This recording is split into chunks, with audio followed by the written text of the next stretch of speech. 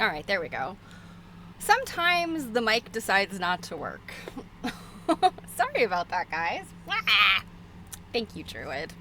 So, yes, I was trying to show off my dear little toy friends in their sweet little hats. I got these hats, oh gosh, forever ago. It was like 2 of each size in one of the auction lots that I bought of sewing supplies and things. And I realized that like they all fit all of my little toy friends. So the wee one fits the lamb, who is very hot. He's had to roll his fleece down around his waist. And the bigger one fits, oh, also this fits Babraham. So Babraham has his own. And then this larger one fits Double T and Cousin It. So, yeah, I think Cousin It is going to stick with the straw hat for summer. So I need to get some little flowers. I need to dig around. I know I have some artificial flowers somewhere and some fruits, some small fruits to put on their hats. So happy Friday Eve. Oh my gosh, as always, it's a hot one and the week has flown by. A couple of updates. So this weekend, Saturday, is a Stitch and Glitch. So Jill and I will be hanging out, and I believe Jill has an unboxing, so you might not want to miss this. A while back, oh gosh, it's probably been 6 months maybe, Jill and I, it might even been longer than that, Jill and I looked at a auction house in the UK called Blaisdell's. It's spelled, I think it's spelled Bleasdales, but I think it's probably pronounced Blaisdell's. Anyway, they tend to have like very fine things, very nice things, lots of needlework tools. And I think we looked at some like their past catalog and looked at their like sterling silver tchotchkes, like thimble holders and things like that, and they're all very nice and fine. But apparently they recently had an auction, and I don't know what Jill scored. I don't think it was any of those $1,000 thimble cases or anything. In fact, I know it wasn't, but I think she picked up some interesting things, and she got the package the other day. You know, for some reason, mail from the UK takes forever. Although maybe not as long as Canada, and that's the part I never understand. Canada's just north of us, yet the UK they have to cross the Atlantic. We get mail faster from the UK than the Canada. I don't know. Anyway, so that we will be unboxing that, or she will be unboxing, and I'm very excited. And otherwise, you know, if you've never been to one of our Stitch and Glitches, we're usually just chatting. There is no formal program. We'll show off stuff we're working on. Sometimes we get a little bit of sewing done. Often there's talk about lunch because we're both always hungry. So anyway, I hope you'll stop by. That is not on this channel, but our YouTube channel. And just very easily, it's YouTube / @quilt nerding. And if you just go to YouTube and search quilt nerding, you'll find it. But it's easy to find also if you just type in YouTube / @quilt nerding. Let's see, what else? I'm getting close. I'm like 2.5 weeks out from my trip to the UK. And I'm going to be gone for a big chunk of time. And so Jill and I are going to be doing, oh, thank you, Druid. I appreciate it. Jill and I are going to be doing a couple of recorded pieces. And I was thinking about doing something. We'll see. It really depends on how much time I have. I know I say this all the time. This horse is so dead. I've beaten it so much. But like, where did the hours in the day go? I feel like, you know, I run an errand and I'm like, how did this errand take me 2 hours? It should not have. I don't know. I sometimes I think I'm living in a like high speed time warp, right? So anyway, all of that really depends. But I will remind you guys as I'm getting closer, and we'll have that sort of 10-day dry spell. But I do hope to be able to, I mean, it's not like I'm going to Siberia or, you know, someplace completely off the grid. So I'm going to try to post Instagram stuff so that you guys can keep up. And if you don't follow me on Instagram, I'm the Stephanie Cake. So yeah, that's kind of the big stuff. Today, we are going to finish up looking at the quilts that I had pulled out of America's Quilts, the book. And I have a little story to tell you about that. And I think when I looked at, and the thing with Twitch is sometimes, oh gosh, where'd my mouse go?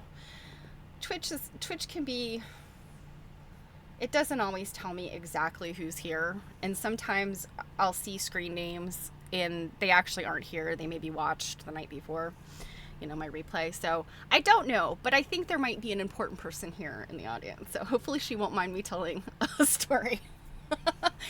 Anyway, so we'll get to that. And then we have our Secret of the Crazy quilt. Gosh, how far are we in? And it's interesting. It's very interesting, but we still don't know what is up with this crazy quilt. So, yeah. So before we jump into the book, I have this one other bizarre thing to show you guys. On the topic of all my little toy friends, I was in Target recently, and you guys know I love the miniatures. So I'm in the doll section, the toy section. And I was looking for, Miniverse and Mini Brands, those two, the little capsules that I love. They both, of course, have their late summer releases coming out. New stuff. I hate it. Like, stop releasing cute things because I'm nickel and diming myself into the poorhouse. But of course, I had to check and see if they had any of the new stuff yet. And I also needed to get something for a young friend, a little friend, for a birthday present. And on the clearance end cap, I see something that I had seen in passing before, and it was on clearance. And I'm like, all right, this is so bizarre, I have to buy it.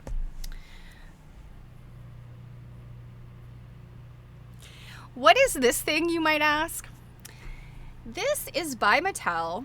It is called a Cutie Reveal. And this one happens to be a Care Bear. And for whatever reason, Grumpy Bear, which happens to be my favorite Care Bear, Grumpy Bear, it was on clearance. I think that the cute pink Care Bear with the rainbow was not on clearance. So you see, Grumpy Bear was not getting a lot of love. Anyway, you take off this mascot head, and it's a Barbie. And I was like, okay, so the Care Bears, this it's one of those Care Bears X Barbie kind of collaboration things. I thought, all right. But these Cutie Reveal things, they have these in all these different kinds of animals. There was apparently a whole jungle collection where you had elephant, giraffe, monkey, toucan. These are furries, you guys. These are Barbie furries. And while I have no problem with the furry community, if you don't know what a furry is, all right, here's the part where I go a little bit adult, a little bit 18 plus. Spoiler alert, trigger warning. Furries are a community of people that like to dress in animal fursuits. And sometimes it's just for like a cosplay reason. They're it's a costume. They're acting out something from, manga, anime, some kind of cartoon or thing, a meme. But there's also the furry community where they like to live as animals. And some of them are like just sort of mascot suits. Some of them are a lot more involved. They have, I've actually seen a guy who, I think he's Japanese, and he became a collie. And he lives his life, I guess, in public as a collie dog. And he has a cool mask, and my son actually has a dinosaur one, but it's got like a hinge thing, and it sits on your jaw, so you can open your own mouth, and the jaw of the costume thing opens. It's crazy. Anyway, this community of people, they have fun. They do their furry things, but some of them like to do the nasty in the costumes, and they live their life that way. And again, no shade. I'm not judging. You do you. I can't imagine it doesn't get hot in these things. I know sometimes they have like air conditioning in them, fans and stuff. In any event, why is Mattel making furry Barbies? It's really not all that wholesome in all aspects. So I don't know. It's weird. Mattel is also talking about bringing AI. They have some kind of deal with ChatGPT about bringing AI into toys. with Barbie being one. And I don't know how they're going to do this. I suspect it has to do with one of those, like, you know, take a picture of the QR code and it takes you someplace online. I really question this. You guys know I have leaned into AI. I'm trying to learn as much as I can. I actually have an interview pending for something, little AI side job. I don't know how that's going to turn out, but we'll see. I'll let you guys know. I just don't think that it's the right thing to do. Kids don't need help organizing their email. Children don't need, like, you know, help creating recipes or like whatever, all the organization type things that I think AI is really good for. You know, talking to a chatbot, even with like really good guardrails around it, I don't know. That's a little questionable. I mean, I think about, like, say a 5 or 7-year-old. You know, I was probably 7 or 8 years old when I was really, I mean, I only had a couple Barbies, but I was really into playing with Barbies. And I think if there had been some aspect where I could talk to AI, like, you know, Barbie as my friend, that's just, you know, I don't know. As a parent, I would not want my 7 or 8-year-old having conversations with anybody that I'm not aware of outside of trusted people like teachers and things like that. I would, you know, if a stranger's talking to my kids, whether it, you know, my kid, whether it's a human stranger or a chatbot stranger, I want to be in on it. So anyway, I'm interested to see how that goes. And, you know, I was thinking about all this when I saw this on the clearance rack and was like, this is something for the history books. Mattel, what are you up to? So anyway, stay tuned.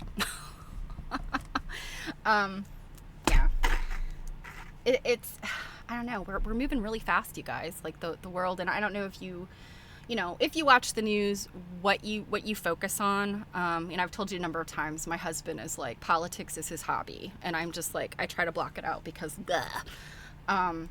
but I do pay attention to scientific and technology news. And I mean, it is all AI.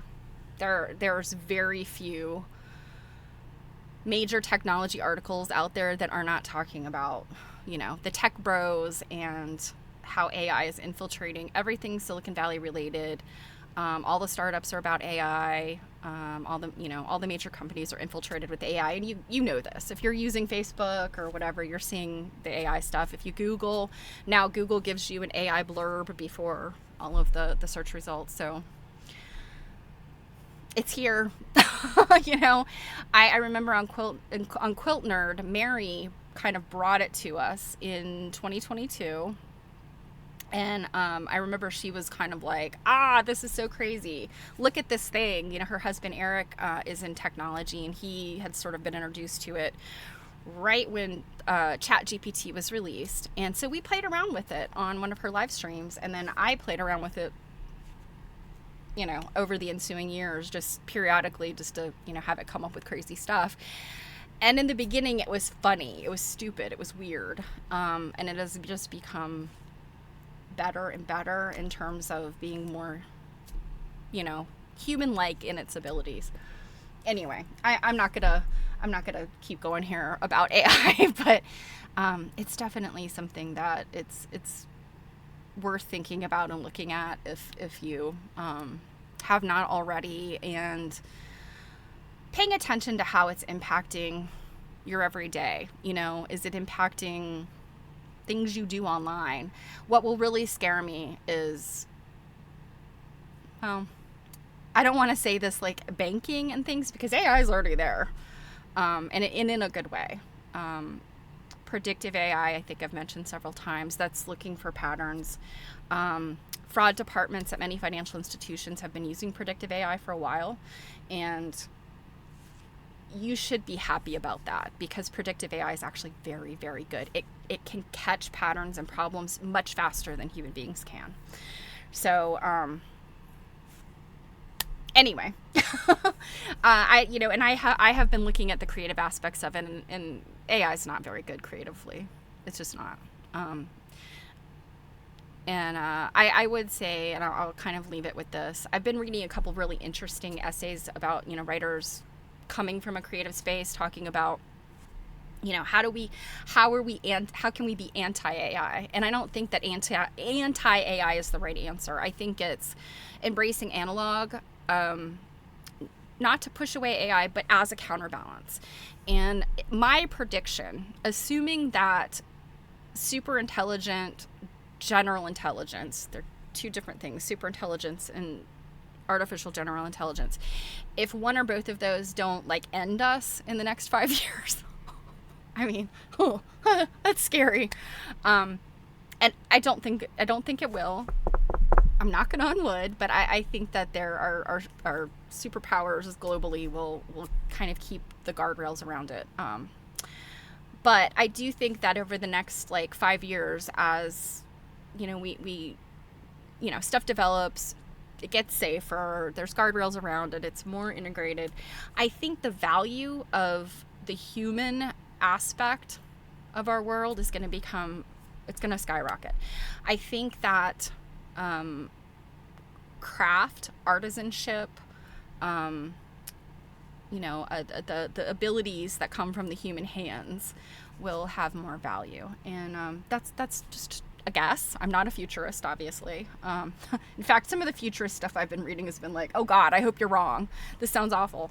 But I do love the idea of, you know, people seeking out things that are made with human hands and valuing those things even more because of where we're at and where we're headed. So anyway, that's my today's lecture on AI.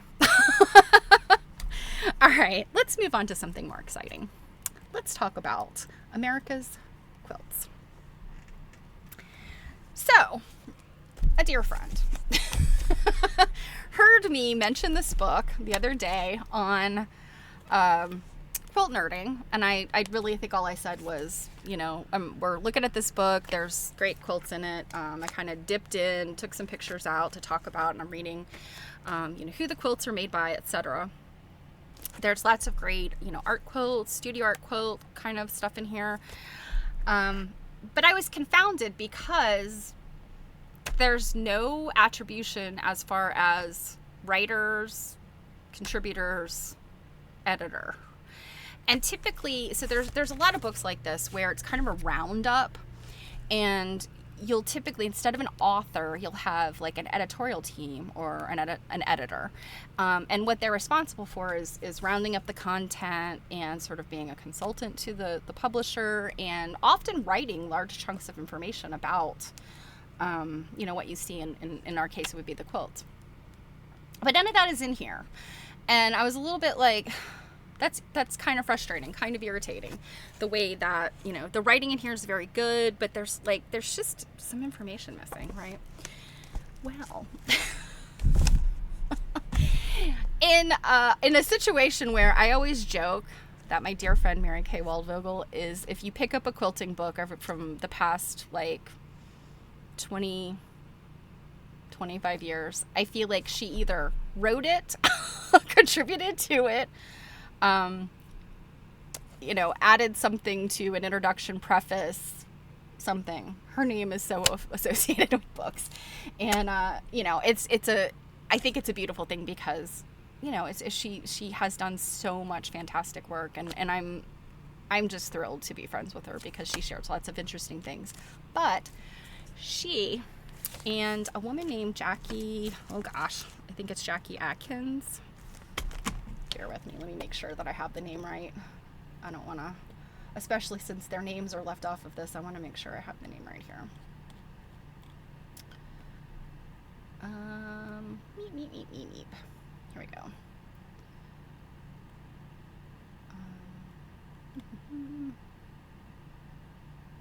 Yeah, bear with me, sorry. Yes, Jackie Atkins, 1990. So Mary Kay and Jackie created this book. Pictures in here, especially at the beginning. The reason why they look so familiar, and, you know, I feel like I've drawn to them, is because some of those pictures were in Mary Kay's own books. They are images owned by her. I think I've got that right. And it's super disappointing that this company, like, just didn't, give attribution, anything. This is why today we're still fighting, to have attribution, to have like, I took these pictures, please credit me, or I own the rights to this information or content, please credit me. So the deal is, Publications International Ltd. It was an organization publisher out of Chicago, and they are definitely one of those publishing companies that kind of pumped out stuff. They make a bazillion of these, and my guess is a lot of times these books, they get pushed out, and then it doesn't cost the publisher anything to make them, and then they just kind of end up in bargain bins everywhere, or everybody buys it, and try to get rid of it, you never will. There's a number of quilt books that are like that, and not to say the content is bad, but there are just some that's just so oversaturated the market because of just the way the publishers, the way they did their business. But in this case, these people, I don't know what the heck they were thinking. They left Mary Kay and Jackie Atkins' names off of this book. And when Mary Kay and Jackie realized it, and they approached Publishers International Limited said, "Oh, our bad." Yeah, they're bad. And they said, "Well, our solution is, here's some stickers with your name." That helps, right? And but it seems like they didn't like go to their warehouses where all of the printed books were and try to rectify this. As you might see with the book that has like a major errata. I don't know if you have seen older books that, if there's some type of error, the publisher will literally like paste in a little thing. We don't see that very much anymore, but once upon a time you would definitely see that. So anyway, they had these stickers, but they didn't like put them on their inventory. They just sent these stickers to Jackie and Mary Kay. So as you can imagine, that didn't go over very well. And from there, I don't have all the details, and I don't want to air any dirty laundry, but suffice it to say there was some litigation. So the reason why, now we know, there's fantastic quilts in this book. The write-ups, the information about each quilt / artist were written by Jackie Atkins. And, I imagine with lots of help from Mary Kay. So, they did not get credit for this. And that makes me mad. That's so unfortunate. And so I will shout loudly about this and really encourage people to buy it on the secondhand market. That means Publishers International Limited. I assume they're not around anymore. Maybe they got sucked into some other publishing group, or maybe they just are defunct. But if you buy it on Abe, they're not getting the money. I don't know if Mary Kay has any copies. If she does, she'll let me know, if she has any copies available that she'd like to sell or get rid of. But go buy it and let everybody know. Jackie Atkins and Mary Kay Waldvogel are responsible for this book. And it's a very good book. And Publishers International Ltd. Are a bunch of poop heads. So there you go. There's the story. And it's so interesting. There are so many stories about books like this that are so fascinating. Things that went wrong, things that, information that, like, the whole quilt history and quilting community were like, as soon as the book was on the shelves, people were like, did you know? There's the one book, and I can't remember, was it Bob Bishop and Carter Houck? I'm blanking right now, but it was the quilt that they ended up with, like in their it's in the like the frontispiece, like in the front piece of the book, was actually that 1970s eagle, and I have one of the quilts. It's a kit quilt. It is based on an antique quilt that's in the Philadelphia Museum of Art, I think it's the Philadelphia Museum of Art. Bob Bishop and Carter Houck, I think it was them. Again, I apologize if I'm wrong. But they were fooled. They got fooled by this quilt. And Questa Benberry, who we know is another fabulous researcher, I think she recognized it right away because she in her her collection of, because she had done a lot of research on kit quilts, she recognized right away what that quilt was. So there's all kinds of stuff like that where publishers, authors, got bamboozled, made mistakes and things. And it's so interesting today that we know these things. Or if we don't, we try to rectify them. Right? Okay. Hey, Robin. Happy Friday Eve. Do you guys have some good fun plans for this weekend? Including going to Stitch and Glitch. All right. So let's look at some more quilts. And let me see where I left off. Left off with Linda McDonald. So let me pull that up.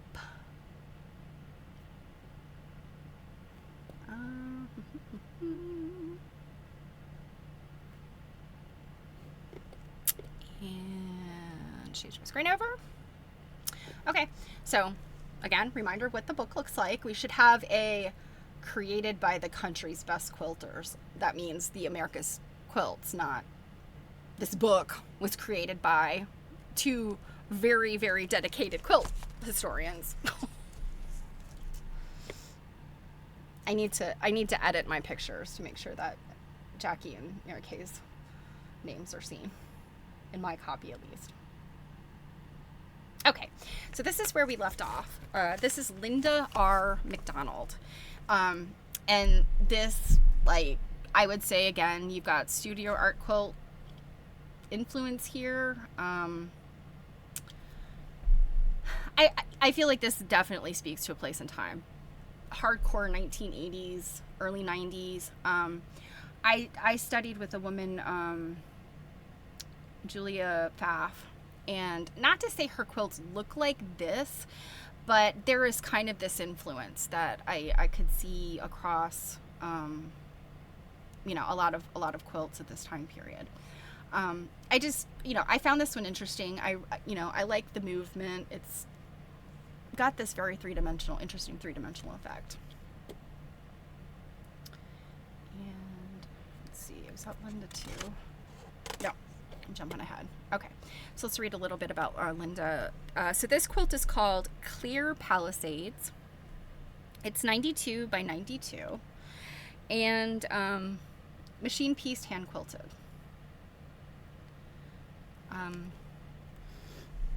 And so this first little bit, it says, Linda R. McDonald's oversized quilts are starkly abstract in design. And at 92 by 92, that is pretty big for today. That's like queen size.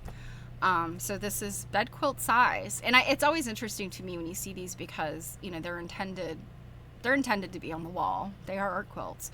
But when you have one that big, I just want to put it on my bed and snuggle in it. And I know that's not the intent of the artist most of the time. It could have been, but I would say most of the time, the studio art quilt movement, they don't want their quilts on beds. This would have to be, 92 inches. You would take up a whole wall in your house if you owned this quilt and were displaying it. So it's always something to think about, right? Let's see, bear with me a sec. Let me make sure that I can see comments. Okay. So Linda R. McDonald's oversized quilts are starkly abstract in design, slashed with dramatic diagonals. So yeah, cut with windows of vivid color. Her images come from many sources, but nature and art are her primary motivating factors. She became a self-taught quilter after realizing that her style of geometric painting, so she was a painter, worked admirably when translated to fabric. Linda works mostly with solid colored fabrics, and she paints some areas of her quilts to produce subtle and unusual effects. So I think studio art quilters, definitely a lot of people, and I'm not saying all of them, but many people coming from a painting and surface design backgrounds, and they get very interested in how their painting vision, what they would do with a brush, can be translated into fabric, and it slows their process down. And I think being able to express their creative visions in fabric, it sort of changes their practice. So I think that's always interesting to hear, painters become quilters. This one, so this is Jan Mayer, and this is called Reflections 2 on Autumn, 70 by 70 inches, another pretty big one. And what it says about Jan made her first quilt, an original design of sailboats, stuffed and appliqued to a background of heavy black satin because she needed a bed cover. But it ended up hanging on the wall instead. Jan had been doing needlework since she was a child and considers herself to be a self-taught quilter. The inspiration for her quilts comes primarily from 3 sources: nature, her own experiences, and political issues. She expresses these themes through designs that deal with space, contrast, and ambiguities as they relate to the formal visual elements as well as human emotions. And she has a couple of other quilts in here, very similar. She uses a lot of sort of directional. It looks like all 3 of the quilts. I'll kind of hold this one up. I don't think I took pictures of it, but you can kind of see here. Hopefully, just a little tidbit, a little thumbnail. She's got a lot of. She uses this design device, kind of to split into 3 panels, kind of, and visually, the rule of 3s. If you've never taken an art class, the rule of 3s is definitely something they talk to you about in composition. Typically, the rule of 3 is like when you split up a space into 3. Kind of want to do it with diagonals to kind of show movement, but I think the way she's capturing movement here is in these like arrows, and then how these half square triangles go, and then this movement of the colors. But I think in her other 2, she's kind of got a different scheme going on, but like using these stripes and arrows, I think creates movement, even still having things like very vertical and horizontal versus diagonal. I did take a picture of these. So you can see in this one, your focal points are these, they're almost like windows. But then, again, you've got the stripes and the half square triangles and the arrows doing all of this for you. And in this one, she's still got these like posts right here. See these posts, kind of. So, interesting. I loved this one. I love these scenes where artists use, maybe hand-dyed fabrics, batiks. They're definitely fabrics I don't often work with, but they can create these amazingly vivid scenes. And this one obviously is like a desert scene. And in fact, it's called Desert Sunrise. 42 by 53 inches. And it's cotton, silk, linen, all kinds of fabrics. Satin, flannel, beads. There's beads in here. Applique, piecing. Marguerite Malwitz is the artist. And she's got some beach scenes, a Martha's Vineyard scene, very cool stuff. But I really loved this one, the cactuses. And this, I think, is where the beading is, down in here. You can kind of see these little pops of like kind of orangey red. I think those are the beads.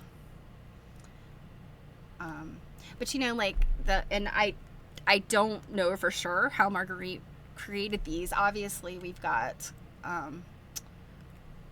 sort of panels because you can see the right angles of where pieces come together. But contemporarily, we have lots of people that do that foundation piecing, and then it's called low poly. It's a design term for that kind of angular polygon kind of stuff.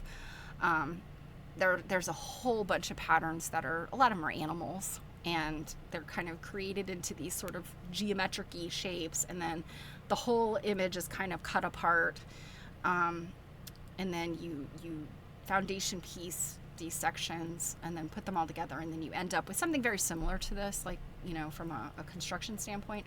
I'm not saying that Marguerite, that's how she created her quilt, but I see that parallel with that technique today. So It's a technique that I think is fabulous. I'm terrible at it because the way that foundation piece is, you have this paper or fabric, and you lay your first fabric down, and then you take the next fabric and do your seam, and then press it open on the foundation, and then, add your next one. You're kind of working from the back to put your seam lines in. But especially with triangles, I always would cut the fabric wrong. And so when I'd flip it over, it would be facing the wrong direction. Like, oh, it was a mess. There are techniques around that. I actually took a class in it, but with Violet Craft. But alas, I just could never get it to work out. Anyway, so this next one, skip forward. This is Meryl Mason, and they have a number, and I'm assuming Meryl is a woman. Let me see. Yeah, Meryl is a woman. So I didn't take a picture of all of her pieces. She's got another one that I really like. But this one is called Tornado 2, 40 by 56 inches. And she's got metallic threads in here. Lots of cool stuff. Organza, cotton. And so what you see here is what I would guess is a photo transfer. I'm trying to see here. It doesn't specify. Oh, no, it does. I'm sorry. Color copy, heat transferred to fabric. So that's what this is in the center. And from far away, I think you can't quite tell what that is. It's got some form to it. But it's once you get up close and you understand what this picture is. And then looking at the rest of it, I feel like the outer part, there's something very calming about it. But then once you look at that and you're like, oh, goodness sakes, that's a tornado. So, it's, I don't know, like, to use my most unfavorite art world term, juxtaposition. You kind of wonder, was that her point, to kind of use this beautiful, subtle, shaded background, sort of this ombre effect? Was that to balance this national or a natural disaster? I don't know. But I like it. It's very effective. And in her other one, I don't think I took a picture. Did I not take a picture? No, I didn't take a picture of it. Let me hold it up real quick though, because I think this one's also really cool. You can see. And this one is also, this one's called Tornado 3. And I think it looks like it's heat transfers, but I don't know, they're not very clear to me, like, what their images of. I don't think it's like a picture. So, another interesting thing. All right. So our next artist, skip forward a little bit. I feel bad the ones that we're skipping forward on, because there are ones that I truly love, but as we know, it took me 2 days to get through the handful I did pick. So this is Theresa May, and she's also got several really interesting quilts. This one is called Apple Cookie Jar, 84 by 84 inches, and lots of various fabrics. She's also got some acrylic paint in here, and the quilt is tied. So like all of these little white dots, I think, are the ties. One thing I am seeing here, however, is you see her signature down here. So I'm wondering, you know what? Those are not the ties.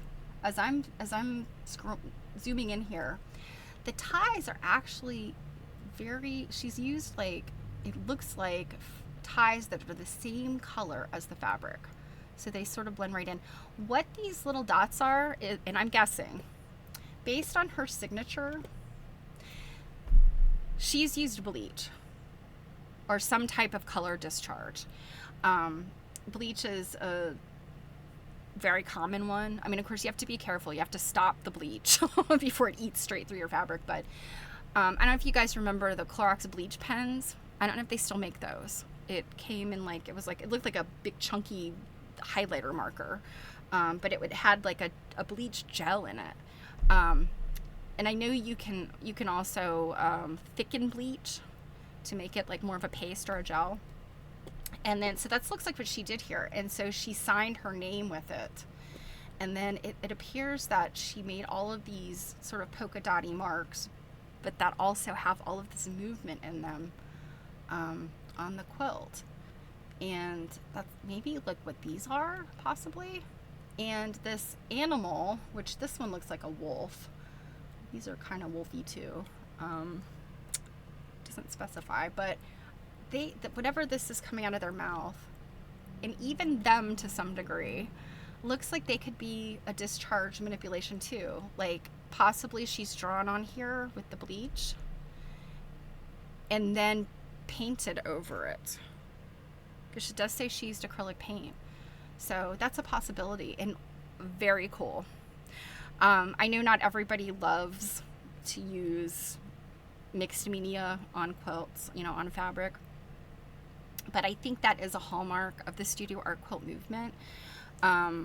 You've got, these quilts that are, highly graphic and, use fundamentals of painting and design and surface design and illustration. And then you've got stuff like Theresa May's quilt that is kind of flipping fabric on its head by creating her own surface design. And my guess is it's after she pieced it in some cases. If she used the techniques I think she did.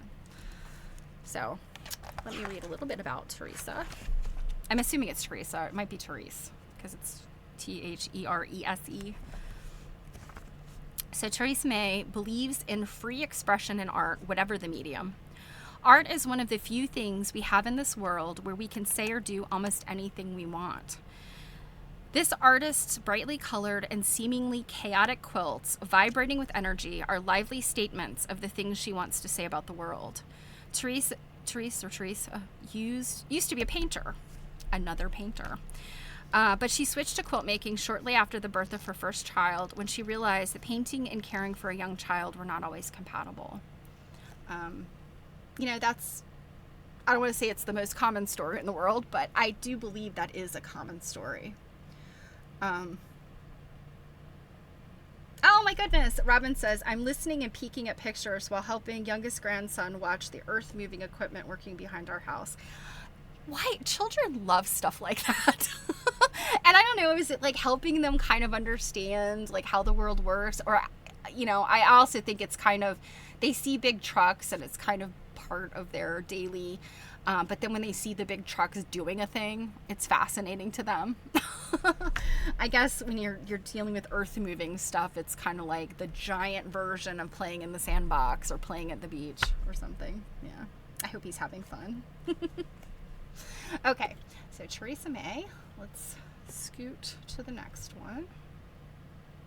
Okay, this one, another one where I'm kind of like, oh, very, very studio art quilt, maybe some Japanese influence. Oh gosh, I'm skipping over some really great quilts here. I have to mention Judith Baker Montano is in this book. I didn't take any pictures, but there's some really interesting modern crazy quilts that she made. Okay, this is Miriam Nathan Roberts. And it's called The Worms Crawl In, The Worms Crawl Out. It's 100 by 100 inches. So this is really big quilt. Again, king size.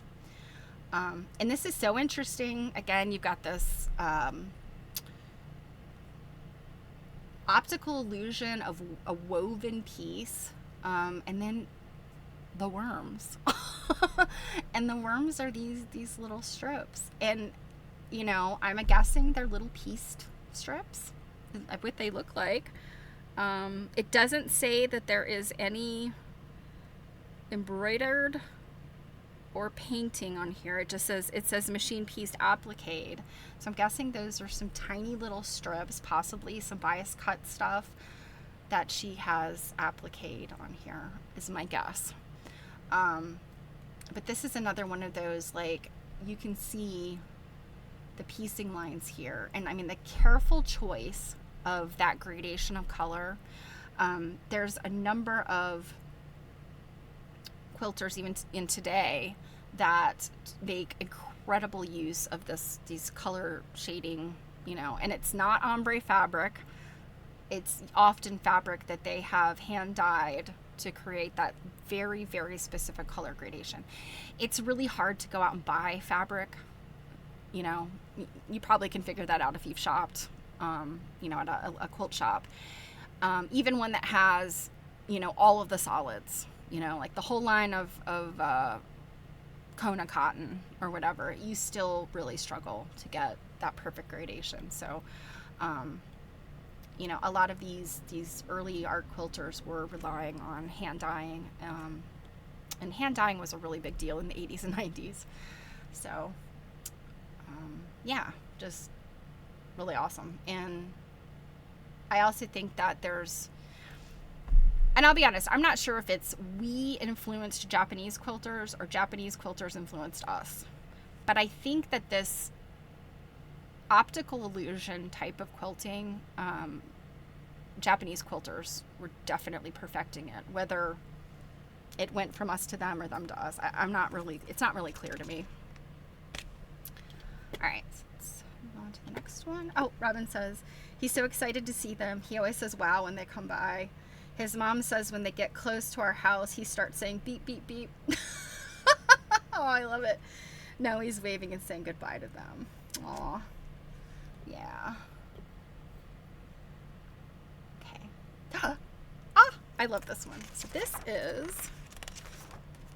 oh gosh, again, I'm seeing quilts that I love that I had to skip. I really wanted to show every page. So this one, I just had to include it just because this one just made me so happy. It's all of these sort of gorgeous rainbowy kind of prints, and then you have these sort of stylized, simplified flowers, like in the same prints, but just design-wise, it's really nice. So this is by Ruth M. Norton, and this quilt is called Summer Fragrance, 73 by 86 inches, another big one. And it's just, I don't know, it's just cute. It's just lovely. I could see this on my bed. I could see this on, like, I don't know, a girl's or teenager's bed. I could see it as on a wall. It's just really fun. And it's, I don't want to say densely quilted, but, you have this little motif quilted in, and, there's quite a bit of that. So it's something that would have taken a while to make. It's not a throw it together. And even though it is not a log cabin, it's still got that, I think it's a barn raising is the play here when you, the way that you put together a log cabin, you kind of create these lines. Oh, Robin, you love to have that in your bed. Yeah. So I just love it. And I'm wondering if I kind of was looking to see some of I don't think that there's any specific scheme as far as keeping, although I don't know. Let's see. Yeah, this might actually be her scheme. Okay, so when you see the color flower, if you look across, you've got that same fabric. And here, you've got that same fabric. Here, same fabric. So this must have been her scheme. So when she was piecing these blocks and half square triangles, she was matching the flower to. That's very cool. And I'm thinking that is kind of what contributes to this harmony in this quilt, is how she did this color matching. It's definitely there. I definitely see it. I haven't seen one that doesn't work out. Yeah, you can see. So it's whatever color is south of the stem, that full block is the color of the flower. Very cool. It's interesting when you get something like this, and I would assume that this is, not a pattern. This is something she came up with, she designed on her own. The way that, color choices and layouts are made, you can really make or break a quilt. You know, I could see this made like in like kind of a single color, you know, like all shades of blue or all shades of pink. And that also could be really impactful, but it might not have the same look as this. Well, it wouldn't have the same look as this. So real quick, let me read Ruth Norton's info. Ruth M. Norton has made quilts for members of her own large family and supplied many brides and new babies with quilted gifts. She has also participated in several major quilt projects. When she heard about the peace ribbon, composed of pillowcase-sized blocks made by people from all parts of the United States, that was to be tied around the Pentagon in Arlington, Virginia, Ruth volunteered to make a block for Church Women United of Rochester. It represented all of the things that we cannot live without: clean air, clean water, plant and animal life, and children. She also made the City Hall block for Rochester's sesquicentennial quilt, and the Town Hall block for a quilt commemorating the town of Irondequoit, where she lives. Ruth's quilts have been winning awards for more than 10 years, and they have been shown throughout the country. So yeah, she's a very accomplished quilter, and you know, interesting that she contributed to all of these different special quilts. Do you guys know about the peace ribbon? I'm kind of blanking on all of the specifics. I can't remember what year it was, but it was in the 80s, and it was all of these quilters, and it basically was, the blocks were to be kind of long and skinny, and they were connected so that they could be wrapped around the Pentagon. And I want to say, if I'm remembering correctly, they had more than enough blocks to wrap around the Pentagon and go on. So it was a big, it wasn't, I wouldn't call it a protest exactly, but I guess that's what it was. It was, you know, about peace and disarmament. And I suspect it was, and you guys correct me if I'm wrong, if you remember and know the details, I suspect it was really just about, like, it was during the arms race, I think. And I think it was kind of like that no nukes era, probably before the wall came down, the Berlin Wall came down, I think. So, you know, a different time period, but I don't know, sometimes things don't change. So this is Ellen Oppenheimer. I really loved this one. So this is cool. Even though she's sticking to the grid, the overall design of the quilt is popping out of the grid. So I think that's really effective. You see this movement through the grid.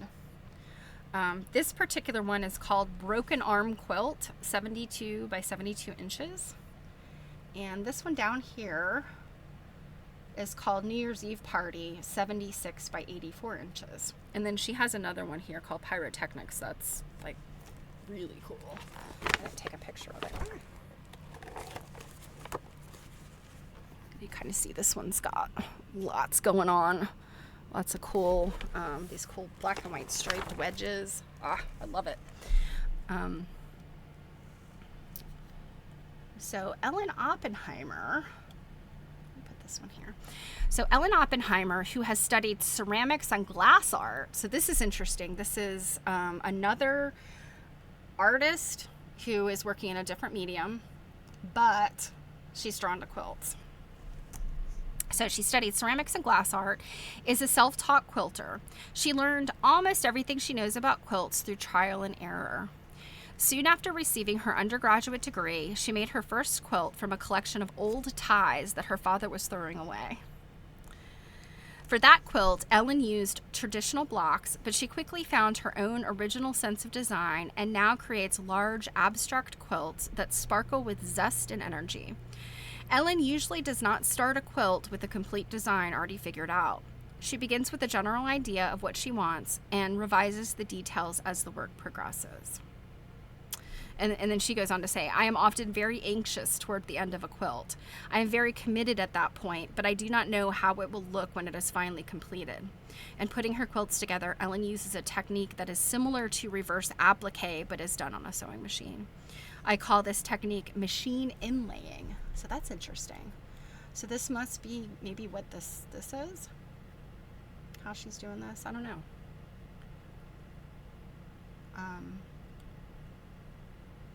Yeah, very cool stuff. And that idea of kind of not knowing really what it's going to look like, I think that's kind of like that's an aspect of art. You can follow a pattern and you can buy the exact fabric that the designer used to make their quilt, and then you can make it, and you can know if you're have the skill and the craftsmanship, you can make it look exactly like the pattern.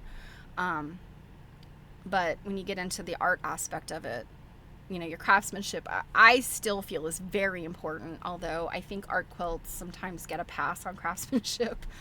But when you're moving into that aspect of art quilting, it's very possible that things aren't going to look the way you expect them to. They kind of progress as they go, and I would certainly say that's the case for my work. Okay, so Robin grabbed us some info. So the ribbon around the Pentagon was a grassroots public art effort in anti-nuclear, anti-nuclear peace. Got an ad starting. Anti-nuclear peace demonstration, which took place in D.C. on August 4th, 1985. Gosh darn it. This stupid thing. Let's see, dismiss that. Maybe you can see it, yeah. So August 4th, 1985, the weekend before the 40th anniversary of the atomic bombing of Hiroshima, Japan. And it was an 18-mile strip. I would be very curious to know where it is today. Oh, Robin gave us the Wikipedia, so let me see. Let's find out.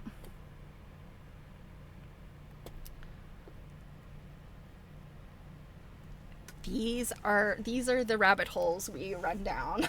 So, the Ribbon International is a United Nations non-government organization that created a large decorated cloth promoting nuclear disarmament and care and protection of the earth. So, okay, so International Day of Peace, Earth Day, these are other special United Nations Decade for Women. Panels were displayed. Okay, so it seems like Justine Merritt, who died in 2009. So Ribbon International was created in 1982 as a protest against nuclear war by Justine Merritt. It was made in the 3 years leading up to the Pentagon event. Let's see. So she said, this is some quotes for her. Following a trip to Hiroshima Peace Memorial Museum in Hiroshima, Japan, in 1975, Merritt conceived the idea of wrapping the Pentagon with a mile of ribbon to recall, in her words, that we love the earth and its people, which is analogous with tying a string around one's finger to remember something. That's really pretty powerful, Oh gosh, panels from all over the world. I vaguely remember when this happened. I was in middle school. I was like 12. All right, so this is how long it was. 18 miles. Largest collaborative craft event in American history, although I think the AIDS quilt has surpassed this. I guess when you're talking about square footage, square mileage. So it wrapped around the Pentagon, through the Pentagon parking lot, down the footpaths along the Jefferson Davis Highway, which I think is called Freedom Highway now. It's Route 1. And if you live on the East Coast, Route 1 parallels Route 95. And Washington Boulevard. Crossed the Potomac River into Washington, D.C. at the Arlington Memorial Bridge, and traveled into the National Mall area. Now, the Pentagon and the National Mall, not that close. I mean, it's all right there within a few miles, but still not that close. And people are holding this thing, I think. And so I think that's how, everybody's holding a piece of it. The ribbon then went past the Lincoln Memorial, along the south side of the Lincoln Memorial reflecting pool, continued east along the National Mall and around the U.S. Capitol building. It then turned west along the north side of the Capitol, or the National Mall, went around the ellipse by the White House, past the Lincoln Memorial, crossed the Potomac River again, and returned to the Pentagon. That is wild. Hundreds of balloons were released. Don't do that. Oh, it's terrible. It's bad for the environment when they release balloons. Animals get them and choke on them, etc. Okay. Okay, so state coordinators returned home with their ribbon panels, which were displayed in library, schools, and museums and used in parades and events. So it looks like, okay, some went to galleries, some are on display at the Peace Museum in Chicago. Okay, so it seems like it was probably, my guess is that the peace ribbon sort of has the same sort of history and trajectory as the AIDS quilt. It's such a huge thing, it probably cannot be stored all in one place. And it would need a very large storage spot. Oh, Robin says there was another one in 2020. Okay, this I did not know about. The Peace Ribbon 2020. Oh, interesting. All right. There we go.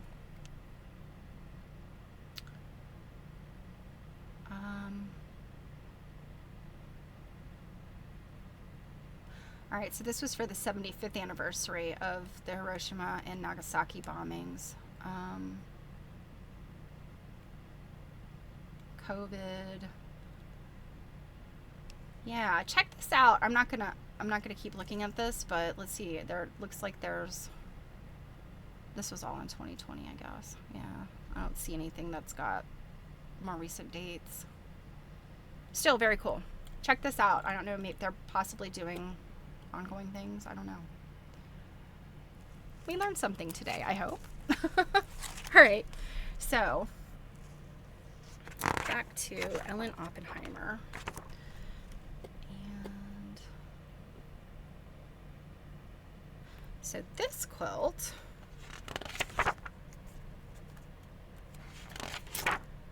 is, oh gosh, there was another great one I missed.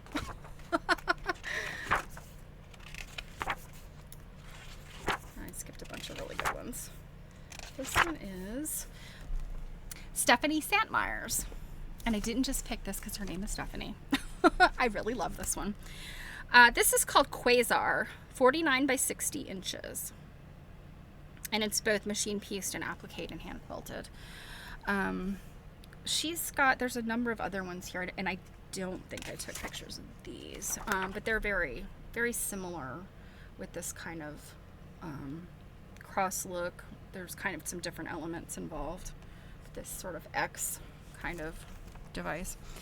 Stephanie Santmeyer's has developed her own unique style of quilt making that she calls the master template method. She develops a set of between 11 and 15 templates and then uses only those templates to create a design for the quilt block she is making. The template determines the size of each area, but the artist pieces each area in the way she chooses, as long as the piecing fits the template. Okay, that's interesting. By freeing myself from any small, complex templates, I can introduce small variations or change my ideas in progress. So, yeah, it looks like these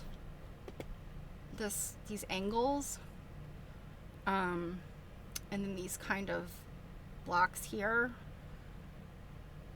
that's her template. You can kind of see, I wish I'd read this first so I could have shown you guys pictures of these too.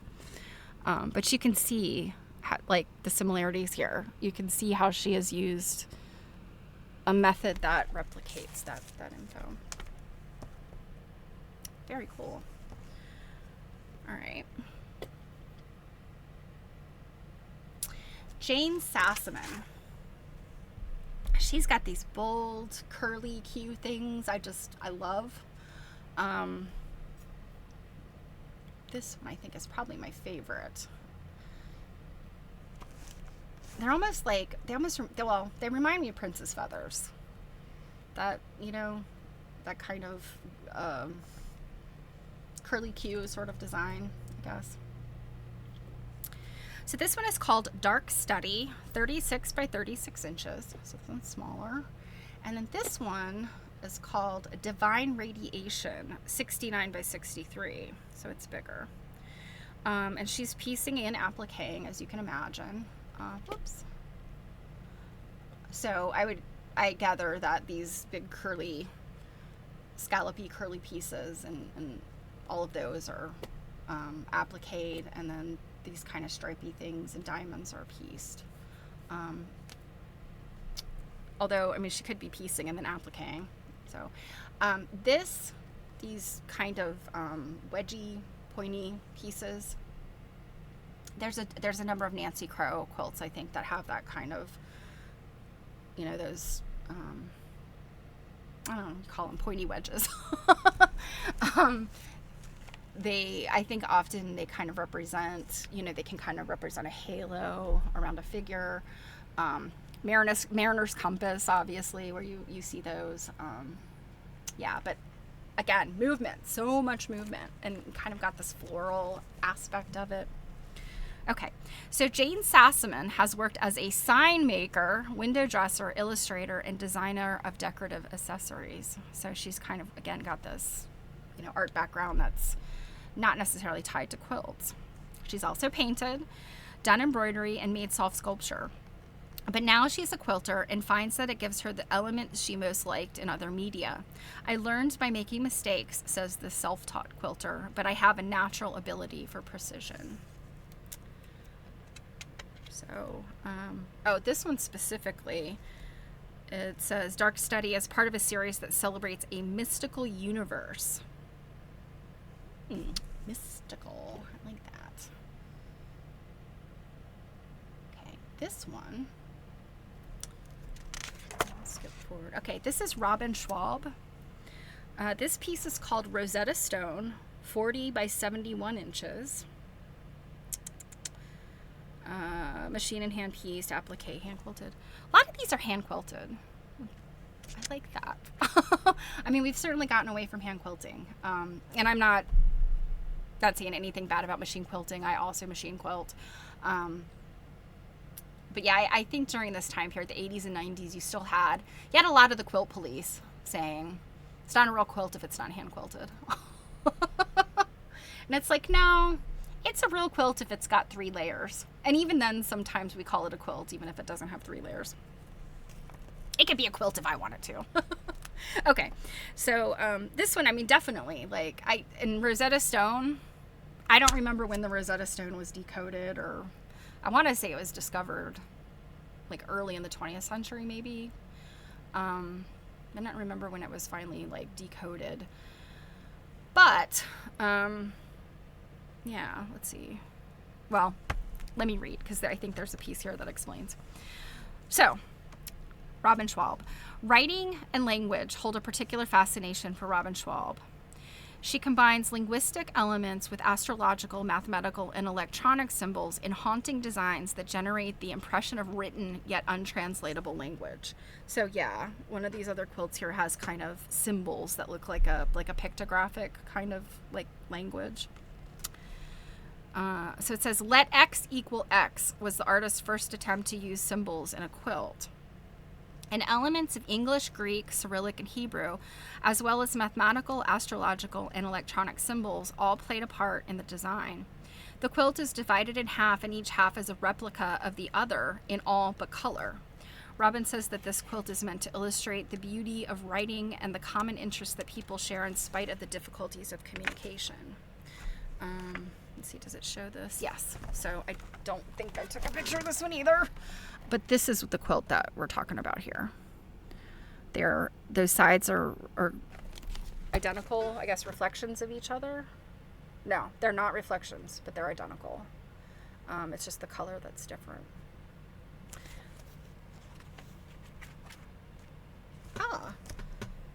Robin's got some Rosetta Stone info for us. Okay. It is, let's see. Oh, no, I'm sorry. Druid. Thank you, Druid. The Rosetta Stone was discovered in 1799. Okay, I was really wrong. Thank you for looking this up, Druid, because I was so wrong. I was spreading disinformation. I hate to do that. So it was discovered in 1799 near the town of Rosetta, or Rashid, in Egypt during Napoleon's campaign. It's a granodiorite slab inscribed with 3 scripts: hieroglyphic, Demotic, and Greek. The Greek text helped scholars decipher the hieroglyphics, unlocking a vast amount of previously unreadable ancient Egyptian text. So yeah, I knew the Rosetta Stone. If you're not familiar with it, I mean, it basically being able, it was like a decoder ring. So the Greek we could still read, because Greek is not a lost, dead language. It is still spoken, and even if it's not the same Greek that was spoken back then or written back then, we could still decipher it. And then that informed the hieroglyphics, and then the hieroglyphics then could inform other stuff. So very interesting. It helped scholars unlock the hieroglyphs, unlocking a vast amount of previously unread ancient Egypt texts. And Robin says it's currently at the British Museum. And so Druitt goes on to say the Rosetta Stone is not a single translation, but a stone slab with the same text inscribed in 3 different scripts. It is crucial for deciphering Egyptian hieroglyphs, because scholars could read the Greek and compare it to the other 2. Yeah. The inscription is a royal decree from 196 BC praising King Ptolemy V. Okay. I was totally wrong about all the dates. And actually, now that having read what Drew had shared, yeah, I do remember that. It was found during Napoleon time. So, in any event, I think this is a very cool, like, rendition or application of this. And you know what? I'm seeing things in here, like this up here, that I see in her other piece.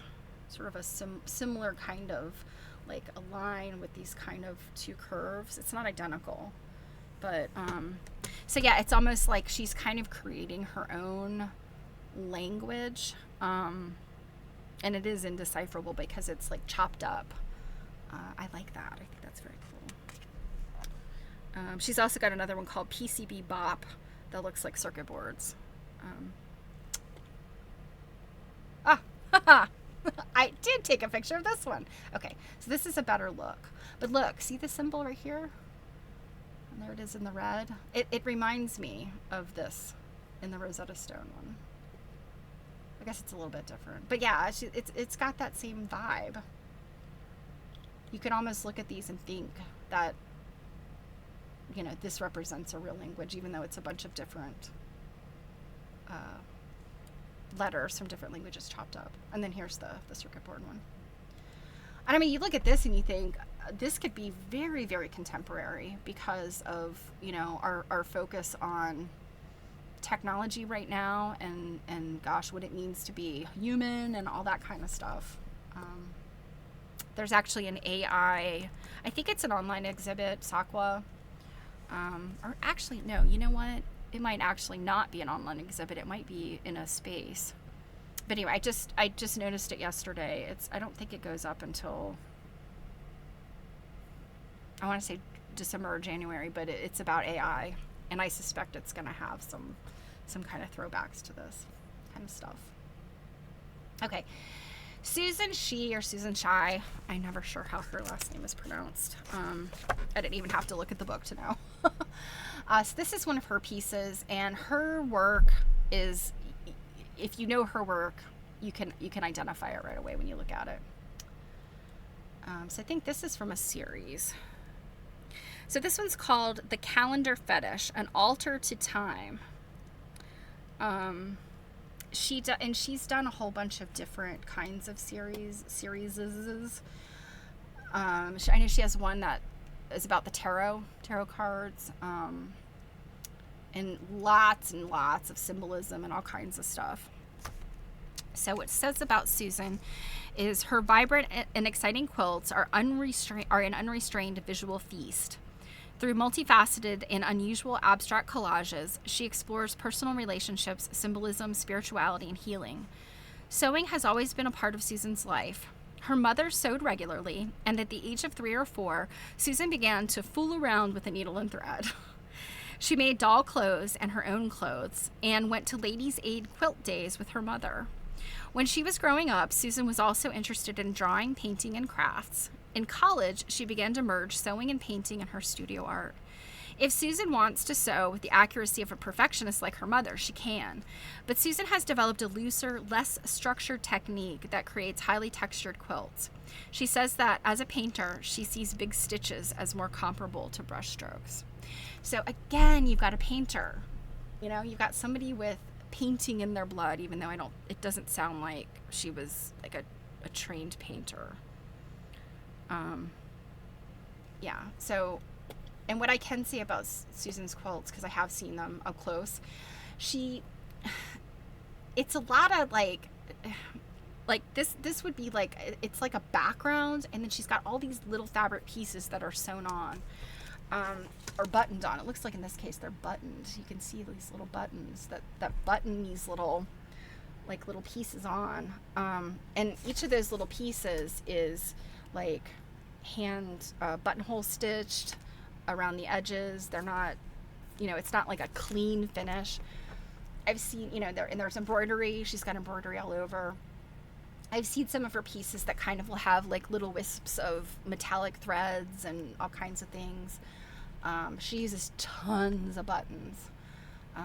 These actually look like covered buttons that she's like covered with something satiny and then painted on them. She uses tons of embroidery, tons of beads and things. So yeah, this is very, very like Susan Shih or Shy. I think it might be Shy. Susan Shy. Does that sound right? Let's see, did I take another picture of her work? Nope. So here's another one, but I'll hold this one up. So you could see in this one, she's got a lot of these like long, loose, dangling pieces of fiber and thread. So lots of very experimental stuff. And I like the fact that she says big stitches are comparable to brush strokes. And certainly you can look at the big stitch movement today and see, all this stuff. Oh, Betsy Dragonfly says, and little mirrors. Yes, I do remember seeing the mirrors. And like bottle caps, things like that. She, and again, looking at work like this, and then, compare that to some of the other ones we've looked at, like, these, Linda McDonald, show hers again, that kind of design, and then, Meryl Mason, these, it's just, these are all studio artists, and, comparing them is very difficult. It's like trying to compare any artist, painters. It's just, they all have their style, and then, it becomes very like recognizable once you start following them. This one I think I've always loved. This is Rebecca Siegel. And I just think this is so precious. It's just, it gives you that memory of, cutting out paper dolls and playing with paper dolls. This is called Becky's Paper Doll, 45 by 54 inches.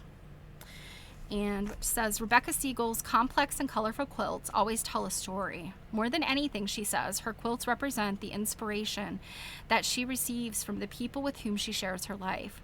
Rebecca mostly uses applique and reverse applique to make quilts, but she does not ignore traditional piecework techniques. She has used such techniques as Seminole patchwork, batik, and direct dye to create the images and colors that she wants in her pieces. Her neat and tiny stitching often forms straight lines and simple patterns that complement rather than overshadow her central theme. But occasionally, she uses stitching to provide an additional element to the design, such as waves in a pond or clouds in the sky. This is just such a sweet quilt. Like I said, it just brings up childhood and just really cute. And I think a very adept use of applique, because you've got like the kind of dimension here and the little girl, and then look at the scissors and all the little pieces. Definitely really a lovely adept quilter. She also has this one called Snakes in the Garden of Eden. There's an apple and a bunch of snakes. This one's kind of fun too.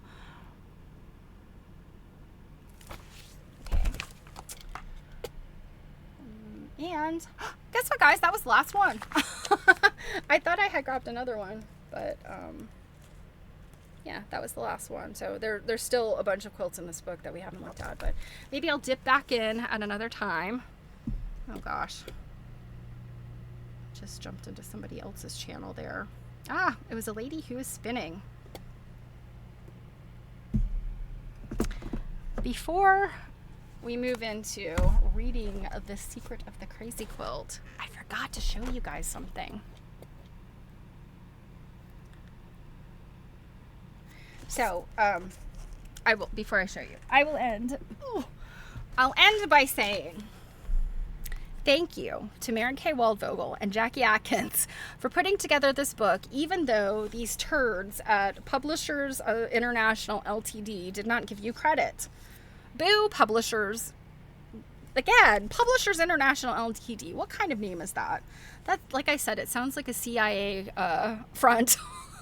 And maybe it was. Maybe that's why they're churning out books like that. But I think it was terrible that they didn't give credit where credit was due. And, you know, I will add this to my list of books to continue to champion, but to talk trash about their publisher. So, thank you to Mary Kay and Jackie Atkins. All right. This came yesterday, you guys. If you subscribe to Quilt Folk, hopefully you've gotten your issue. If you haven't, I know a lot of times the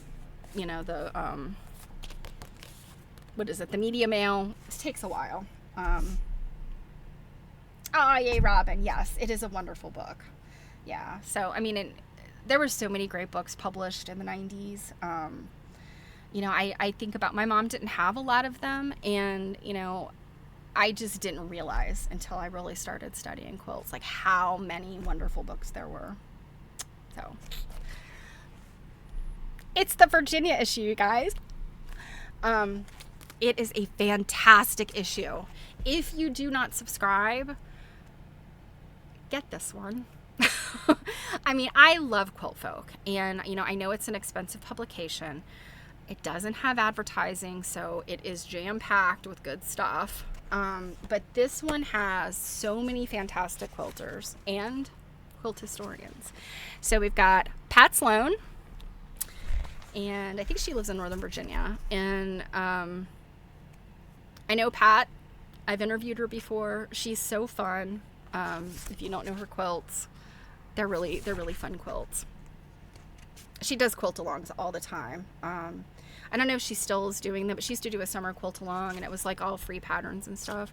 I did one of her quilt-alongs, oh gosh, it's probably been about 10 years ago, and she taught some really fun, you know, applique and stuff. Kyra Hicks, who is also a very accomplished quilter, but also she has done all of this amazing research on Black quilters, including Harriet Powers. Her book on Harriet Powers is called This I Accomplish. And there's a partner book, kind of an extra book that, yeah, Robin says she does live in Virginia. Yeah. I think I couldn't remember if it was Northern Virginia or Southern Virginia, like, not Southern Virginia, but like the western part of Virginia. I couldn't remember. She was like, you know, that's the crazy thing about Pat Sloan, if you don't know who she is. Her background, she was like in technology. I'm not exactly sure what her exact job was, but I feel like she was like a business analyst or some kind of like, you know, technology oriented field, you know. It's so interesting to hear, you know, a big name quilter, and then you find out what they did in their previous life, and you're like, how did you come to quilting? Like, so interesting. But yeah, Kyra lives in Northern Virginia also. And yeah, she's just done so much. And she has also contributed to some other books that I don't have. So it looks like they've got a little picture here of a stack of her books. So she got the movable stationary index. I'm not familiar with that one. Black Threads, I am familiar with. This I Accomplish, and then there's like I said, the sister publication that goes with This I Accomplish, which is it patterns Harriet's quilts, but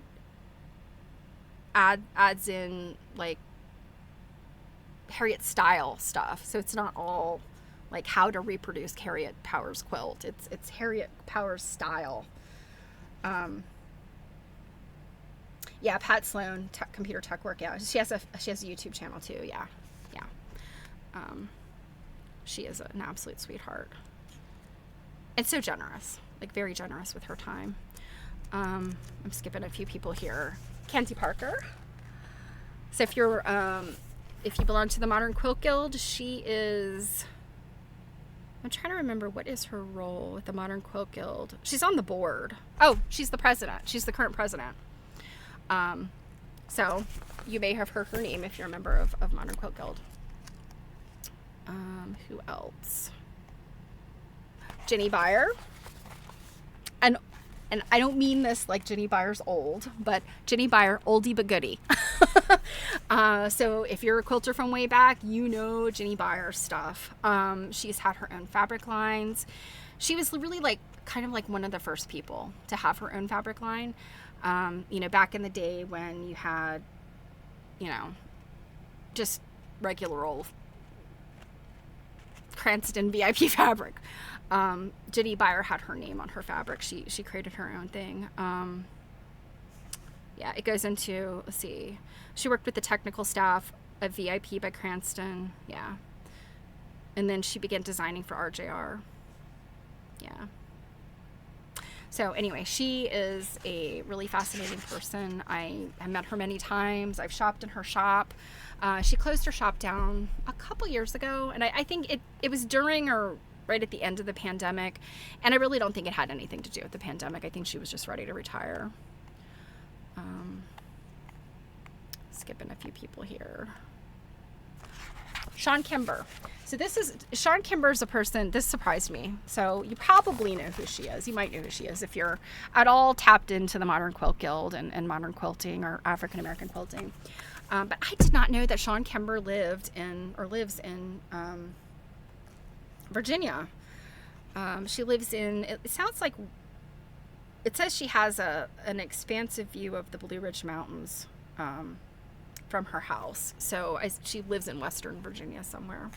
But she uses a lot of words on her quilts.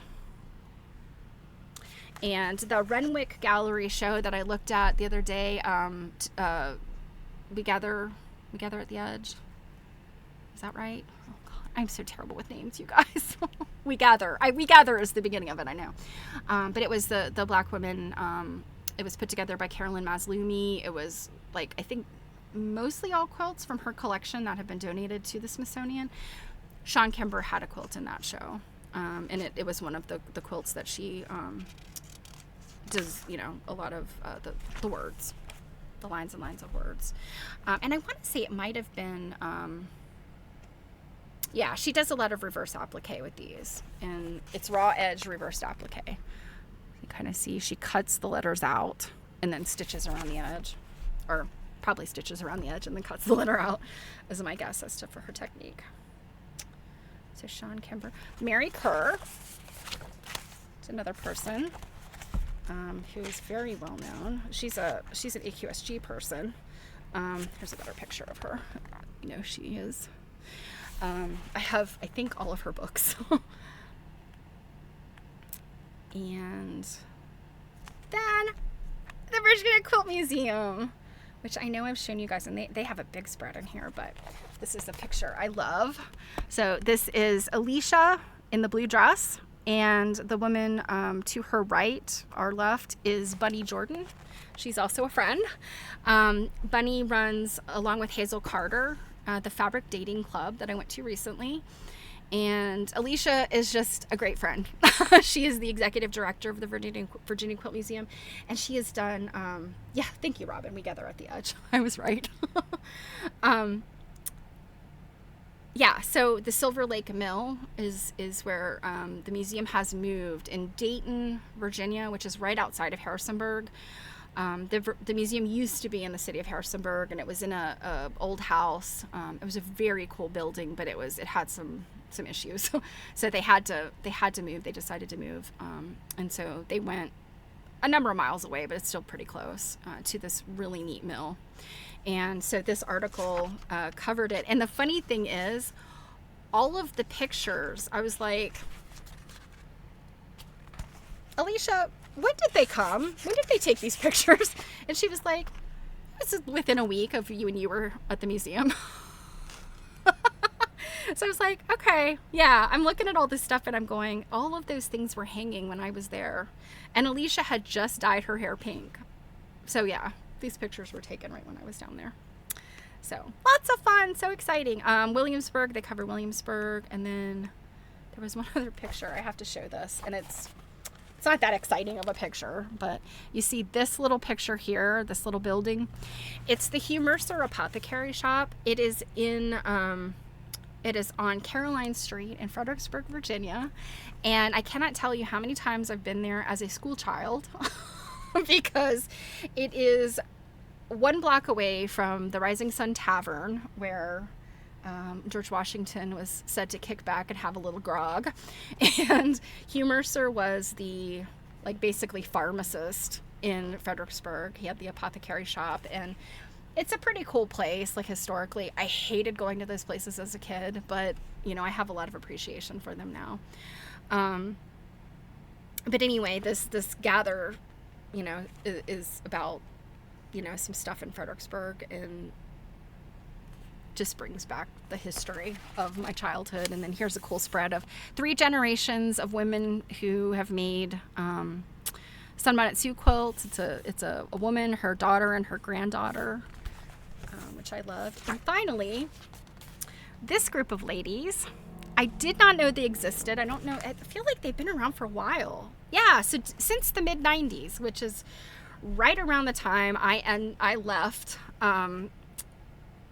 Stafford County, which is where I grew up. I went to South Stafford High School, and it's actually on the other side of the Rappahannock River from Fredericksburg. But I mean, for all intents and purposes, I could walk to Fredericksburg if I had to. It's a few miles, had to cross the river. But in any event, Stafford County, it's a pretty big county, but I had no idea this group existed. They are the Potawatomi Quilters, and Potawatomi Indian tribe was indigenous to this area where I grew up. And Virginia had a number of tribes.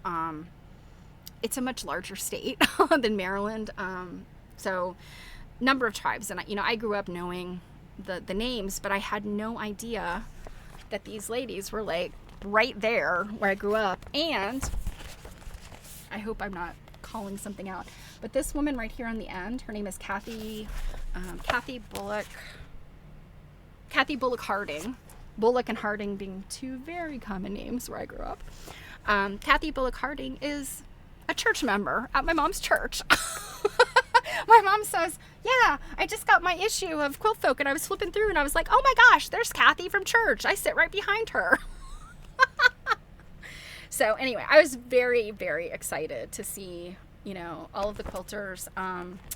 I've skipped some stuff, but there's the Yam Sister. Is it the Yam Sisterhood? What are they called? Sisters of the Yam. They are an African American Quilters Guild, and I had heard of them, but they're down in Richmond. And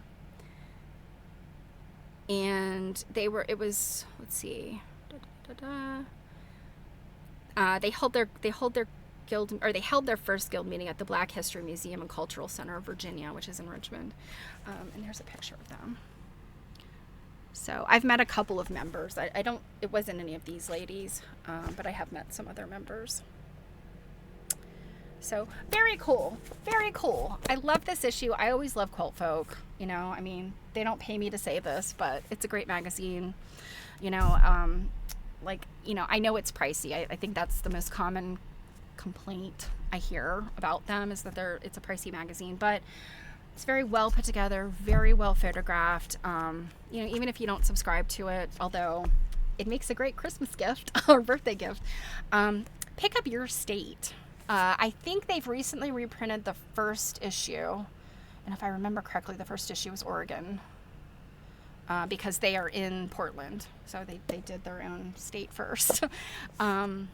And if you didn't know, Quilt Folk is edited by the owner editor-in-chief, I guess, is he considered? No, he's the publisher, I'm sorry. The editor-in-chief is Brianna Briggs, who I know, very nice lady. The publisher is Michael McCormick. He is a former baseball player. And he really didn't know much about quilts. I want to say somebody in his family might have quilted. But he decided to start this magazine back in like 2015, 2016, whenever. It's been going for about 10 years. Anyway, I highly recommend it. You can buy it online. You can buy it in quilt shops. It's a great publication. All right. Are we ready to finish up our section from, and I hope I might go long today, you guys. Just because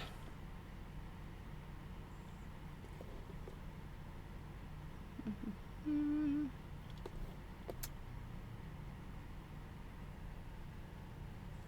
see. Oops, bear with me a minute. Get the So The Secret of the Crazy Quilt. I kind of stopped in the middle of a chapter, but I will go long today because I want to finish this chapter depending on it. I've talked for a very long time. All right. So we are reading The Secret of the Crazy Quilt, which was published in 1972 by Florence Hightower. And she was a young adult writer. The handful of books that she wrote were all mysteries. So, it's in the vein of Nancy Drew, but I feel like they're more sophisticated. She's more sophisticated than Nancy Drew. So this has been an interesting book. I'm not going to do the whole summary here because we're short on time, but if you're just joining and you haven't seen the previous episodes, I'm getting ready to move a big chunk over to YouTube. I think everything is still here though for this book on Twitch. So check out the recordings and start from the beginning because this might be a little confusing where we're picking up because we're kind of picking up in the middle, but it's just really interesting. So anyway, we are in the middle of Jerusha's narrative, and it's 1926. Jerusha is remembering this time when she and her brother Freddie visited the Haven, and it's her cousin, multiple times removed, I think, probably a second cousin. But she's about Jerusha's age. She's a year older. And, Mary has changed from the last time Jerusha saw her. She hates her grandmother. She calls her the hag. So this is where we left off with Mary.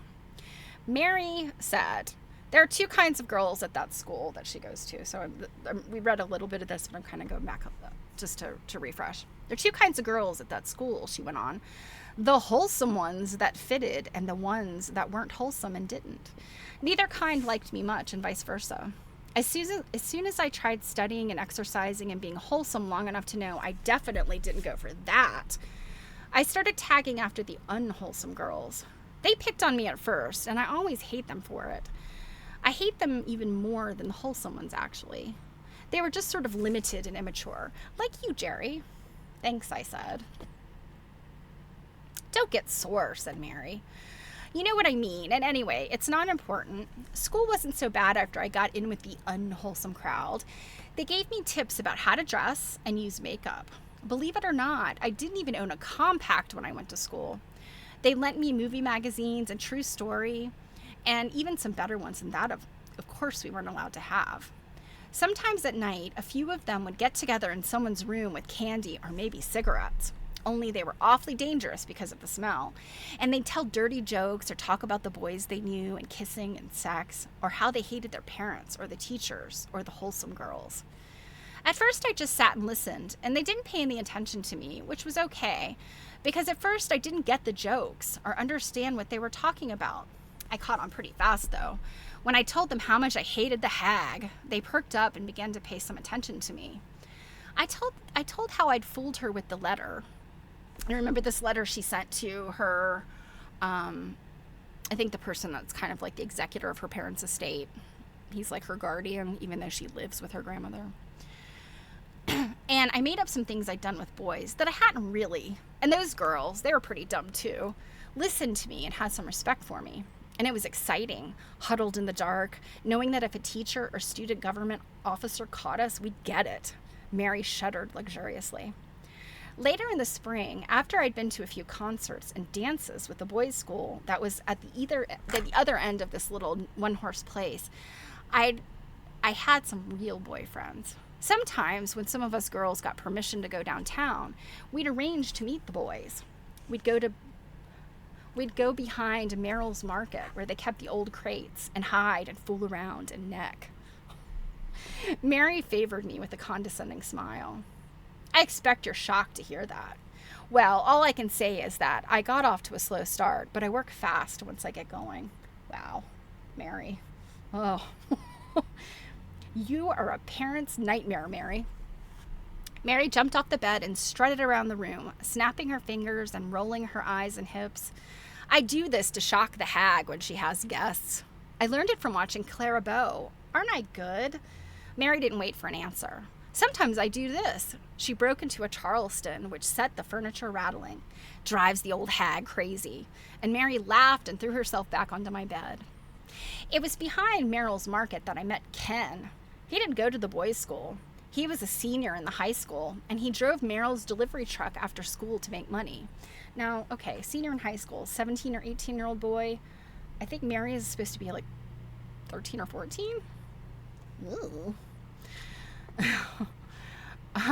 He was a lot more mature than those prep school boys, and he was crazy about me. Mary heaved a sigh. At night, after work sometimes, he'd drive the delivery truck right up to the back of the school as if he was delivering something, and I'd get in the back with him. And oh boy, Mary gave a couple of ecstatic writhes. Oh, I almost got caught. I had to lie like anything. The head of the student government didn't really believe me, though she couldn't prove I was lying. But she had it in for me anyway. She took away all my permissions and got my roommate to spy on me. I'd had all I could take of that school. I'd learned all they could teach me there. So what was the point of going on with those stupid games and classes and putting up with all those girls I couldn't stand? Mary shrugged. I decided to run away. I planned it carefully. I managed to sneak out long enough to see Ken, and I told him my plan. He'd do anything for me. He was absolutely nuts about me. I got back to school without getting caught. The next night, he drove the delivery truck up to the back door. At 9 o'clock, just when I was getting out of late study hall. My God, late study hall, 9 o'clock? Okay, I don't know if I want to go to that school either. I'd fixed to my bed to look as if I was asleep in it, and I'd stashed a suitcase in the lilac bush by the kitchen door. I grabbed the suitcase and popped into the back of the delivery truck. We were off in a jiffy, and Ken drove me all the way to the South Station in Boston. When he was putting me on the train for New York, he said if I ever needed help again, call on him. He said he was my knight. Wasn't that cute? Poor Ken. I guess I've sort of outgrown him since, but he's still crazy about me. Outgrown him. Mary hugged herself and smiled up at the ceiling, too entranced by her own fatal charm to go on. So what happened? I prodded her. She came to. Early the next morning, before anyone at the dear old school even knew I'd skipped, I was at Uncle Edward's apartment. Pretty neat, wasn't it? I had to admit it was.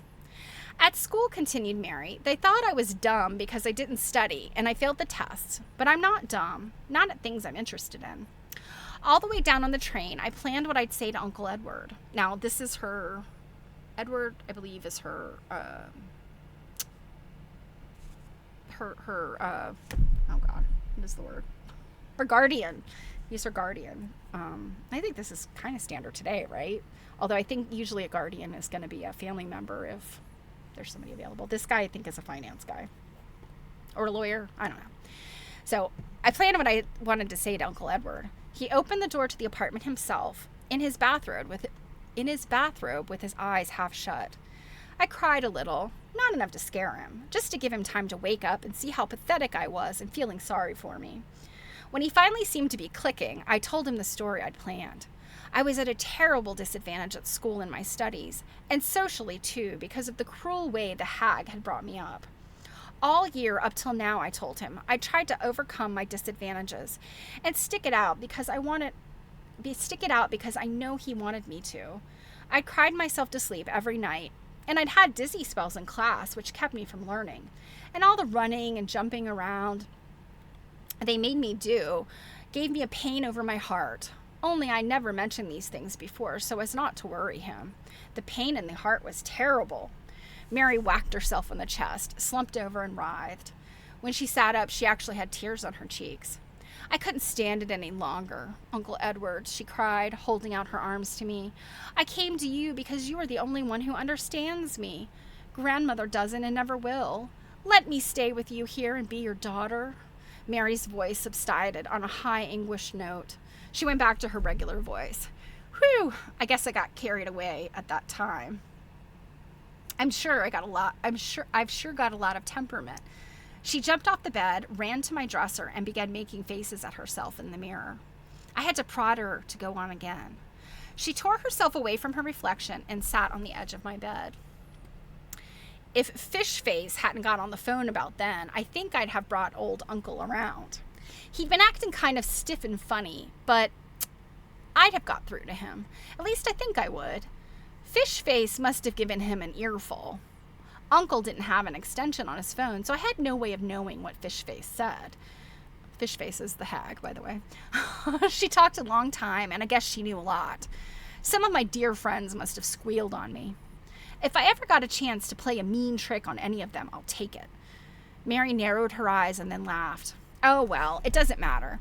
To make a long story short, he imprisoned me in his apartment all day with his fright of a housekeeper watching me like a vulture, while he had more chats with Fish Face and went to see the hag and a lawyer. In the evening, he sat me down in the most uncomfortable chair in his study and said he would make a bargain with me, and if I kept up my part, he'd keep his. He said he couldn't possibly have me living with him or running to him every time I was in trouble. He said he wasn't qualified to look after wayward girls. Somehow I thought he didn't sound friendly. I broke in and said that if he thought I was going back to that school, he was crazy. He laughed then, a sort of funny laugh. He said I needn't worry. He said that school wouldn't take me back, even if he gave them all my common stock as a bribe. He said there were only 2 places that would take me. One was the hag, the other was a special school for stubborn girls. He said he'd hope I chose to go back to the hag, because he was sure I wouldn't like the special school. It wouldn't be easy to run away from. He said the hag, for all her faults, loved me in her peculiar way, and she had agreed to let me do as I pleased within certain limits, which he and the hag and the lawyer had agreed on together. I could see that Fish Face had really poisoned his mind against me. I said it seemed to me that I could have some say in what I couldn't and couldn't do if I went back to the hag. He said he agreed with me, and he had all the regulations that he and the hag and the lawyer had made up typed on a piece of paper so I could read them. He gave me the list and told me to read it, and if I found any of the regulations unreasonable, he'd be glad to discuss them with me. Well, I read the regulations, and they weren't too bad, so I agreed to them, and I went back to the hag. I get an allowance, and I buy my own clothes, and I don't have to go to school all the rest of the spring term. The lawyer's looking into schools for me next fall. Mary laughed. He's having a rough time finding one that's brave enough to take me. In New York, before we came up here, all I had to do was tell Ella that I was going out, tell Ella where I was going when I went out, and be on time for meals. I think Ella is the housekeeper. I saw at least 2 movies every day. That was great. The rules about going out nights are too strict, but I don't fuss about them, because in New York I can always get out by the fire escape. And here, all I have to do is tell the hag I'm going somewhere with Mrs. Munson, so I'm all right. You're not keeping your side of the bargain, though, I said. Mary's eyes flicked over me. You're a scream, she said. Neither her voice nor her expression betrayed a trace of mirth. She dug around in her bracelets and found a watch. 11:30, she yawned. She sauntered over to my mirror again and became absorbed in her face. I don't suppose you have lipstick, she asked. No, I don't think you would, but it doesn't matter because Mrs. Munson will lend me hers. Mary sauntered back to the bed. Watch this. She sat down herself, twisted her shoulders one way and her neck the other, and hiked her skirt above her knees, crossed them, and leered at me. Mrs. Munson and I are just like that. Mary held up 2 fingers and winked. That's great, Clara, I said, but who's Mrs. Munson? Oh, I forgot you don't know her. The Munsons rent the hag's other cottage. How nice for them. Sarcasm was wasted on Mary. It is nice, she said. Mrs. Munson has done a lot for me because she recognizes my talent. I pointedly didn't ask what, beyond recommending hair-dyeing establishments and lending lipsticks, Mrs. Munson had done for Mary. I even yawned to indicate that Mary bored me, but Mary was impervious to outside influences. I might as well tell you about the Munsons. There's nothing else for me to do until 12. She arranged my pillows in a new way, draped herself over them, and proceeded to tell me about the Munsons. They were peppy and cute, not like the drippy school teachers the hag usually rented her other cottage to. Mr. Munson was terribly busy and away from home a lot because he was floating his own new cosmetic company called Dagmar. Wasn't that the cutest name? Because Dagmar was Mrs. Munson's first name. Mrs. Munson was doing her darndest to help Mr. Munson make a go of Dagmar. Dagmar was the kind of cosmetic company that used saleswomen to call on people in their homes, show them the Dagmar line, and take their orders. Dagmar saleswomen always tried to sell the type of cosmetic that was right for the individual buyer. It was a very personal company, and it cared. Mrs. Munson went out 2 or 3 times a week to call on people and introduce them to the Dagmar line by giving them free samples. She was very frank and sincere. She believed in Dagmar, and she said quite openly that she had come to Sewell, Massachusetts, to make contacts with rich summer people who would use Dagmar products and tell their friends about them. Mrs. Munson had called on the hag the very day that Mary and the hag arrived at their cottage. She brought a bunch of flowers, her cosmetic kit, and samples. While Mrs. Munson was giving out samples to the hag, and the hag was gloating over getting so much for nothing, Mary walked in her new red bathing suit, which she wore around a lot because it shocked the hag. The minute Mrs. Munson saw Mary, she knew she was in the presence of talent. It was just from the way I walked and the way I held my head that she knew. Mary rearranged her pillows and rearranged herself. Mrs. Munson asked the hag if she might make me up to show how good Dagmar products were. She told the hag that with Dagmar rouges and eye makeups, she could highlight my best features and brighten my complexion, and that when she got through, I would look as if I had no makeup on at all, only I'd be even more beautiful than usual. The hag was so happy about the free samples that she didn't object. And you know, when Mrs. Munson finished me, I did look pretty natural and perfectly beautiful. I bought a whole bunch of the stuff. The hag, of course, was too stingy to buy anything but a box of face powder. While I was walking out with Mrs. Munson across the yard to her cottage, she told me I had a real actress's face, and she would be glad to show me some more makeup techniques. She said just to come over any afternoon when I saw her banana wagon with Dagmar written on it in the garage. A banana wagon? I wonder what that is. Oh, Robin said she found an ex-library copy on eBay for $8 plus shipping and taxes. So I'm assuming you're meaning America's Quilts, right, Robin? Yay, thank you. Banana wagon. I wonder if that's like a push cart or some kind of just little, I don't know, some kind of pull behind. Believe you me, I didn't let a chance like that go by. I was over the next day. Mrs. Munson showed me all sorts of things you could do with makeup. Oh! The secret of the crazy quilt. Okay. Awesome. Well, I'm glad that you will have a copy of it. It'll be fun to see. Did you say it was a library copy? Yeah. And you know what? Possibly next library copy will have the old, like dates that it was checked out. I'd be really interested to see how often this book got checked out. Okay. So let's see.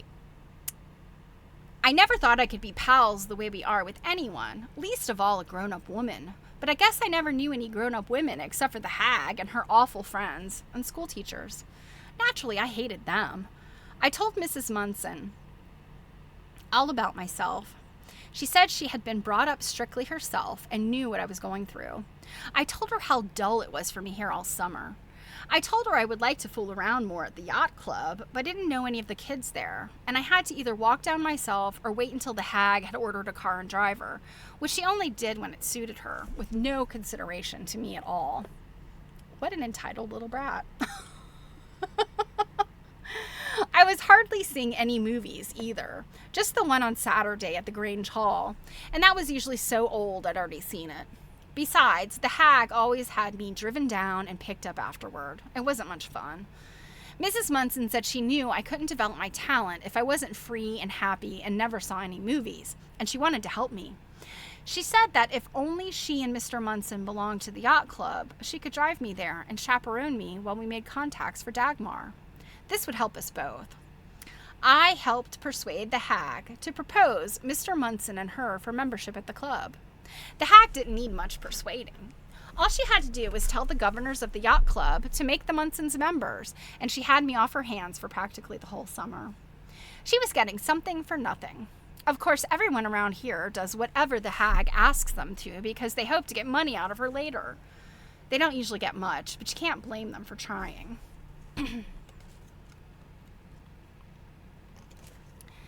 Mary paused for a moment. I suppose if the hag weren't rich, she wouldn't dare be so bossy. But what do I care about her? For me, everything is hunky-dory. Every day I can get driven to the yacht club, and if I get tired of fooling around there, Mrs. Munson will almost always drop me off at a movie where she goes out to make her Dagmar calls and pick me up on her way back. She says she'd like to take me with her and use me as a model for Dagmar demonstrations, but she's afraid the hag might not approve, so she just leaves me at the movies. She's really a swell person. At the yacht club, everyone likes her, grown-ups and kids both. There's never a dull moment when she's around, and she's always giving out samples and making contacts. Even Braun comes in off his boat when she's there. And sits and talks to her. And when he's there, oh boy, do I ever stick around. Mary hugged herself and rolled her eyes, because I might as well tell you he's my latest heartthrob. What's Braun doing down there? I'd forgotten that I was bored. Waiting to take people on boat rides and fishing trips. That's where he picks them up and leaves them. Or right next door at the town wharf. I've been out with him once already with a bunch of the kids. Mrs. Munson arranged it, and the hag paid for it. It was meant to help me to get to know the kids, but golly, once I got an eyeful of Braun, I didn't care if the other kids were there or not. An ecstatic shudder convulsed Mary. When she got over it, she went on. It's funny, I'd never noticed him before this year, and now I can't look at him without going all goose pimples.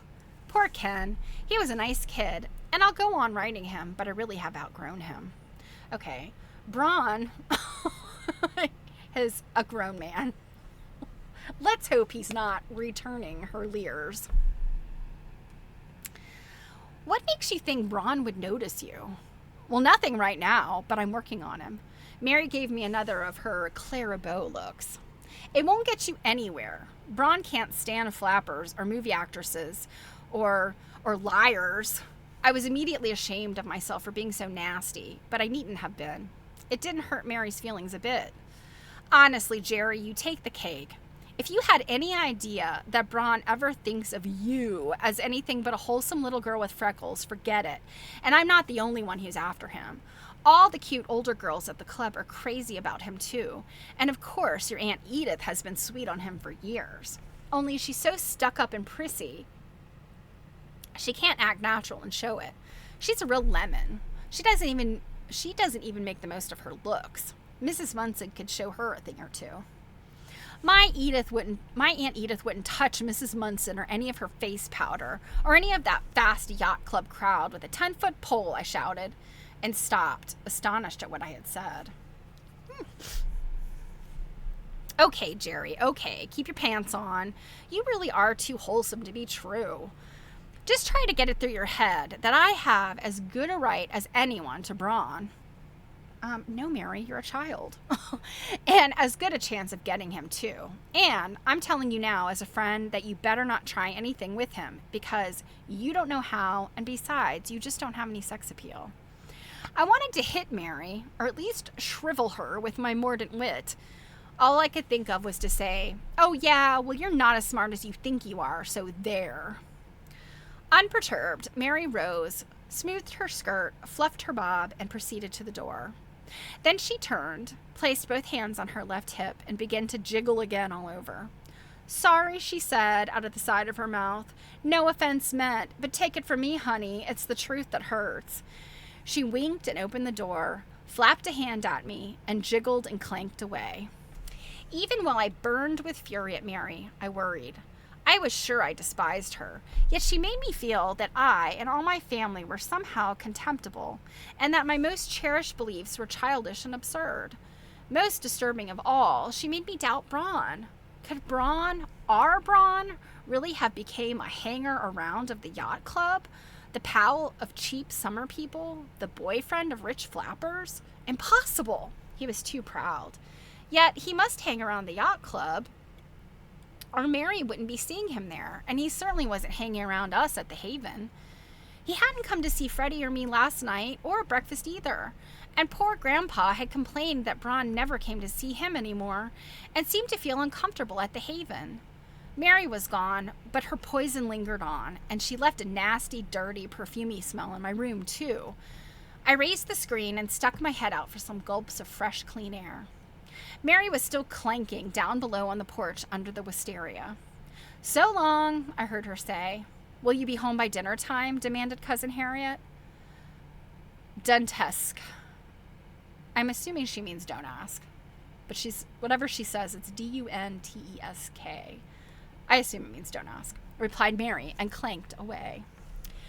"When you remember, Edith, the care I have lavished upon that girl, you must surely sympathize with me." Cousin Harriet's voice rose up, harsh and loud. "So long. Don't ask, indeed. What sort of talk is that? And to me, her grandmother, who has sacrificed so much for her." "I know it's hard for you, Cousin Harriet, and I believe the manners are important." Aunt Edith was using her best consultation with the parent voice. "Since the war, rules of behavior have so relaxed and become so confused that it's hard to judge anyone nowadays by manners alone. Girls Mary's age are especially apt to make a bad impression without really meaning to. They don't know if they are women or children. They haven't any idea how to behave. Even after the best bringing up, many of them are rude and rebellious. I have had them in class, and I find them very trying. I'm glad to say, though, that most of them outgrow this awkward age and become quite pleasant and sensible." You remember Edith as a school teacher. Immediately, Cousin Harriet gave voice again. "I dare say you have a point, Edith, but I can't accept a comparison of my granddaughter with the girls you teach in the public high school. My granddaughter's birth and fortune alone set her above ordinary girls. She has a superior mind, and until Edward Norton interfered," Edward, of course, being the guardian, "I saw to it that she had a superior education. No, the blame for her shocking change in Mary lies squarely with Edward Norton, and now he has the gall to go off to Europe for the summer and leave me all alone with her. That lawyer was no help at all. I believe Edward pays him an extra salary just for disagreeing with me and making my life difficult." Cousin Harriet's sigh was almost as loud as her voice. "I am not a young woman. If Mrs. Munson hadn't come along to take some of the burden off my shoulders, I should be having a nervous breakdown this very minute." Aunt Edith clucked. "I don't usually have anything to do with my tenants socially," Cousin Harriet continued, "but from the first, I felt the Munsons were a cut above the ordinary. He is in cosmetics, and she helps him. I have some stock in cosmetics myself, of course. The Munsons adore my cottage, and the view over the marshes, right out to the open sea, and the feeling they get up here on the hill of being out of the rush and bustle of business. Mrs. Munson is very sensitive. The very first time she came to call, she sensed that I was at my wit's end over Mary. She is appreciative, too. I don't know how many times she, and her husband, too, has thanked me for letting them rent my garage, as well as the one that goes with their cottage. Orders for the cosmetics were coming in so fast that they couldn't keep enough stock on hand to fill them. They needed storage space nearer than the main warehouse in Boston. I don't use the garage myself, and I was happy to oblige them. I've quite enjoyed dropping over to see Mrs. Munson of an evening when Mr. Munson was working late, and I could get away without Mary. Mary spends hours locked in her room talking to herself. It makes me nervous. As I said, Mrs. Munson is a sensitive person, and it was she who first mentioned that I seemed nervous about Mary. I would never have mentioned it myself. You know I'm not one to talk about myself and my troubles. First and last, Mrs. Munson and I have a great many talks about Mary. Mrs. Munson believes that now the harm to Mary has been done, thanks to Edward Norton, it is wisest to give her a long rein and keep an eye on her. She suggested that Mary would enjoy meeting the young people at the yacht club, and she said that if only she were a member of the club, she herself would be willing to take Mary there several times a week and act as her chaperone. It would give her a chance to make more contacts and sell more cosmetics. As you know, Edith, I have never mixed with the fast crowd there myself. Many of them have risen quite recently from the lower classes. Oh, I don't think I like Harriet either. However, I consider Mrs. Munson to be intelligent, and for a woman who works, well-bred. I cannot see that any harm can come to Mary under Mrs. Munson's chaperonage. I told the Commodore of the Yacht Club to see that the Munsons were elected members, and of course he did. It was a great relief to me to have Mary taken care of. I hadn't noticed any improvement in her manners, but Mrs. Munson says we must be patient. Rome wasn't built in a day. Well, Cousin Harriet went on after a pause. I expect Mrs. Bates has finished cleaning up the cottage and has my lunch ready. I really quite enjoy roughing it here with Mrs. Bates to help out. Of course, she and I are both sewing away for the bazaar. I'm only playing bridge once a week until I finish the aprons I promised. I've enjoyed talking with you, Edith. I may bring the Munsons to call one day. They are good Congregationalists, and I have expressed a wish to meet Wilfred. And Mrs. Munson seems to have taken quite a fancy to this queer old house. So Wilfred is the grandfather, who is a Congregationalist minister. She'd like to see the inside. Chairs scraped on the floor as the two ladies got up. You will enjoy the Munsons, Edith, and I will ask them to bring you some of their samples. Please don't bother, Cousin Harriet. I never use makeup. Never mind that. They're free. The porch door opened and shut. Cousin Harriet swept off. Aunt Edith sighed and walked indoors. And we will end there for today. Robin says that it has an old library card in it. I love that. I miss that, just, a book from the library with the card in it and it's stamped and, I just miss that so much. It's obviously great to be able to read books. But yeah. So our next section will be Braun. So we're going to hear from Braun. So that'll be interesting.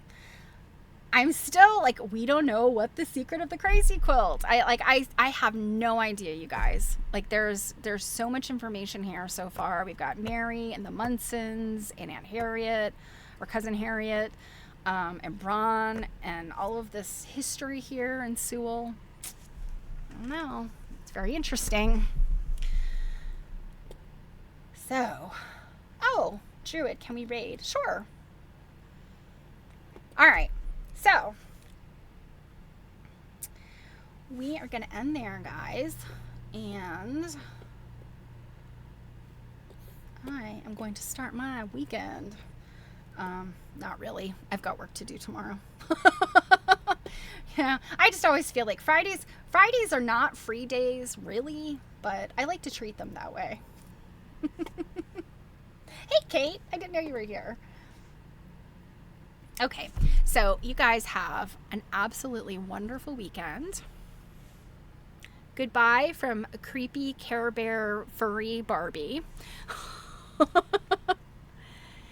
Goodbye from the sweaty lamb. And I will see you guys, if you can make it this weekend, Saturday, for Stitch and Glitch. We'd love to see you. If not, I will see you on Monday, and we'll jump right into the secret. Maybe Braun's going to give us some details so we can start making predictions about what's going to happen. So, all right, guys, take care, and I will see you soon. All right. So, Jared, I got to remember how to raid. Let's see. Raid. let's see. Okay, so Druid, if you're gonna be here for the raid, can you sort of ambassador us, because it is quarter after and Cake needs to move on. So I'm not gonna be able to stick around for the raid. So take care, guys. I'll see you soon. Mwah, mwah, mwah, mwah. Okay, here we go, guys. Raiding in 5, 4, 3, 2, 1. Bye! Mwah!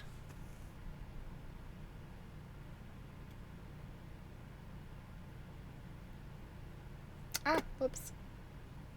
Sorry, I didn't push the button.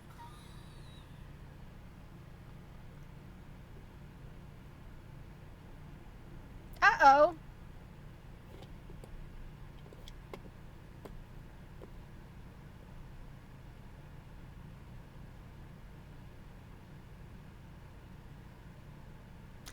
It looks like Druid's friend is offline.